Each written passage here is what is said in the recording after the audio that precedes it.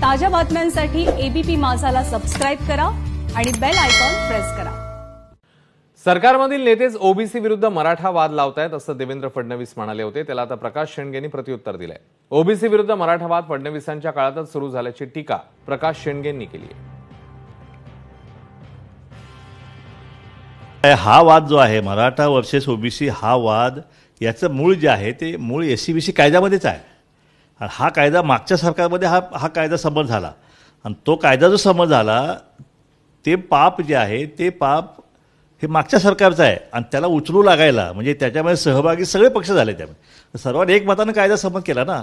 तो कायदा जर संमत झाला नसता तर हा वाद लागला नसता। मी त्याच वेळी सांगत होतो की हा कायदा एससीबीसी म्हणजेच ओबीसी आहे।